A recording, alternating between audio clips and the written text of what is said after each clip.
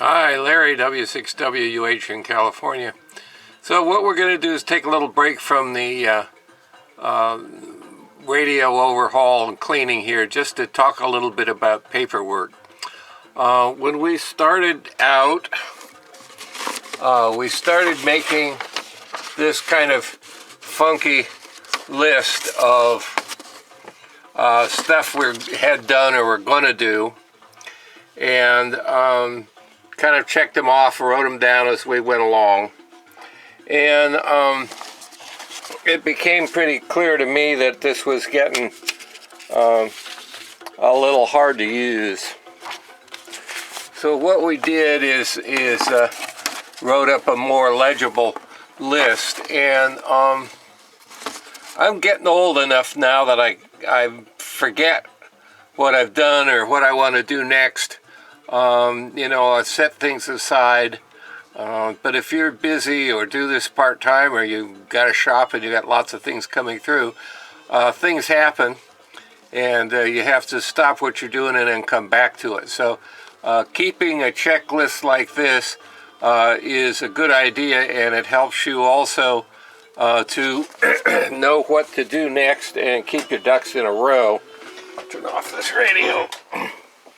So let's just go down the list here and see what I've done. So we did the basic washing of the radio. We inspected the radio and made a list of faults, all the things we talked about before. We lubed and checked all the controls, got them freed up.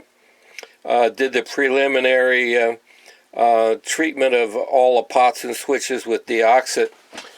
Then excuse me for the camera waving video here, but we tested all the tubes. So here are all of the tubes from the Valiant. They've all been tested, and we made a nice list, and this is something that you'll want to do for yourself.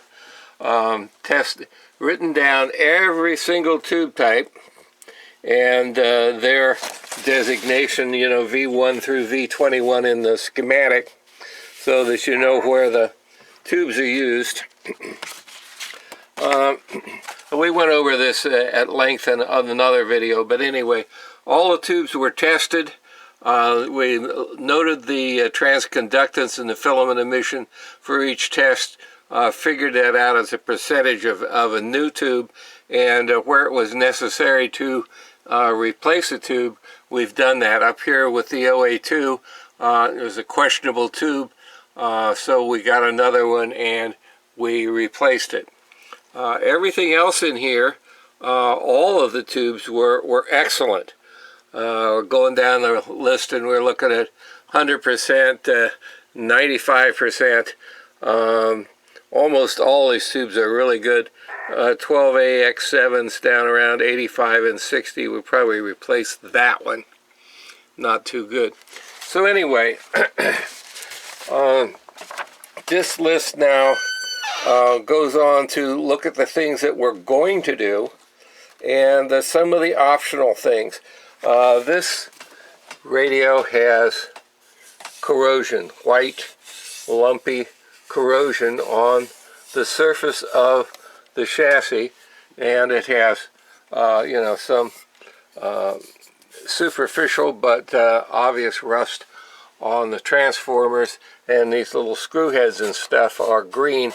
So we know that we have to make a decision about are we going to do something to this chassis, either with abrasives or with phosphoric acid to remove this corrosion, or are we going to leave it, possibly put a thin coating of this Tri-Flow on there, which will leave Teflon film on the surface and keep it from corroding anymore. You have to make a decision about this. This is, not a pristine transmitter. It's certainly a very serviceable one, but it's not going to be a beauty queen. And I'm not really interested in using either abrasives, certainly not acidic chemicals on this thing without doing a lot of work. if I were going to use phosphoric acid on this thing, I think I'd remove all of the transformers, and I'd have to mask off all the tube sockets. And I kind of feel the same way about using even very fine emery cloth on it. I'd want to mask all those tube sockets, and I don't want that grit in the switches and stuff. So I think since this is not going to be a beauty queen, I'm not taking the panel off to repaint it and all that, that I'm going to leave well enough alone. None of that is going to keep the transmitter from working well, and the radio police are not coming to inspect my cosmetics. So anyway, you got to make a decision about what you're going to do about rust and corrosion. And in my case, I'm going to remove anything loose, conserve it so that it doesn't rust further. I'll treat the laminations of the transformer with Triflow as I've done before, and keep on going. So then the next step is you want to sit down with your schematic or your parts list, and you want to make a parts replacement list. So there's not that much to do here. I know that I've already replaced the OA2. I know I'm going to put in a better 12AX7 or a new one. And so then you use the parts list associated with the manual, and you find your paper capacitors and your electrolytics, and you make a chart of them. And then you go through what you have on hand and see how many you need, what values they have to be, and then you check against your stock, and then you got to, order the stuff if you don't have it, so that it's here when you're ready to use it. So what I typically will do is I'll make a shop copy of the schematic. I'll take this schematic and I'll put it on a Xerox machine, and this is 11 by 14 or 11 by 17 sheet, I guess. It's a legal size, 11 by 17. So either I'll make a full size one or I'll blow it up even bigger. And then I'll take a felt tip pen, like I've got a yellow felt tip pen, and I will go and find all of these like here's a cathode bypass capacitor that we know we're going to change out. So I'll just mark those on the schematic. I tap my parts list. I know it's it's C19 or whatever it is. I'll go on my parts list and I'll mark it on there. So when I'm actually working in the radio, if I need to refer to the schematic to double check what I'm doing, it's marked right there, and as I replace them, of course, I will mark them off on the parts list. So you make yourself a little box over here, and as you replace these things, you make an X or do whatever notation you're going to do, so that you've just keeping track of what you've done and what you're doing. So all of this is really all about staying on track, organizing your work, and not forgetting things. So, and it's there's just lots of little details. Look at all these freaking little details here. Connectors, line cords, VFO lid, and this VFO lid is missing the little phenolic extender shafts that connect to the trimmer caps inside the VFO. So those are all missing. So we're going to replace those? Probably. Just all these little things that need to be done. And some of them are time consuming. This is just one line item. Wafer switches cleaned. Well, there's quite a few wafer switches in this thing. And like I said before, you've got to take your sharpen up your eraser pencil and get in there and use the solvent on them and physically get the grunge off them, polish them up nice. A lot of them are silver, some of them are gold plated, some of them are silver. Nothing happens to gold except it gets dirty, but silver corrodes. So you got to deal with it. Fault list, then there's a whole list, remember, of faults that had to be repaired. And so you got to go to that fault list and work that all down. and we talked about doing the transformer checks and drawing them out. So this is it. Basically just documenting what you did, what you're going to do, and how you did it. So, you know, this is just what I do.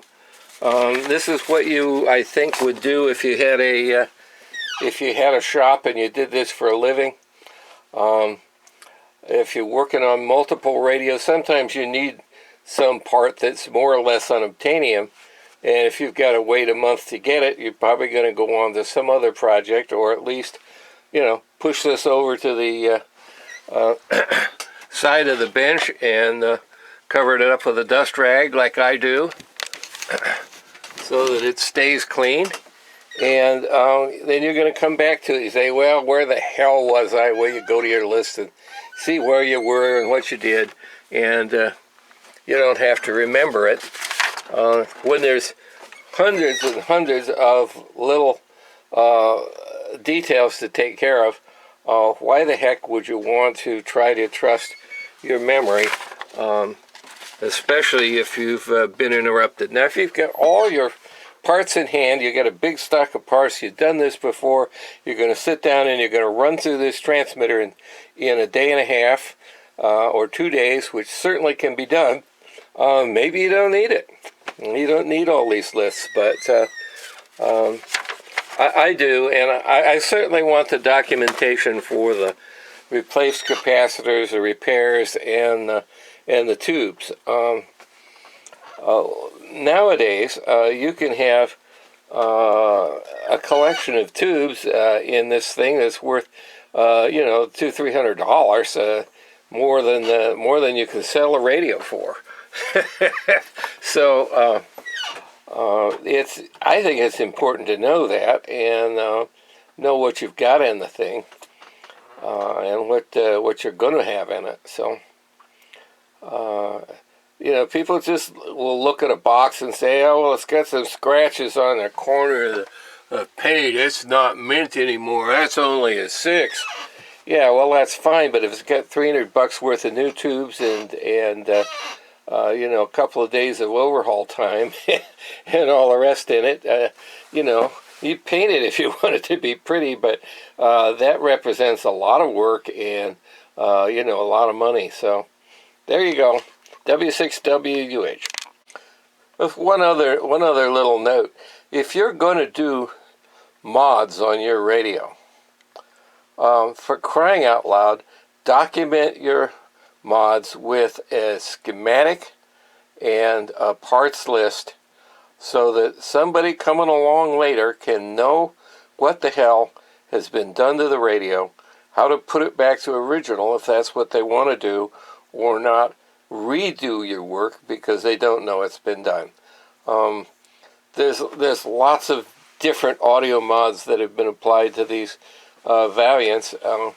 The one that I like to use is just bypassing the clipper and adding a little bit of filter capacity to the plate supply and the screen supply, and maybe changing the value of cathode bypass caps in the audio circuit. But you know, it's not much, and it's quite reversible.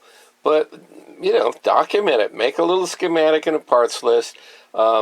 If you've got a shop schematic, which I do, that's the one you can draw on.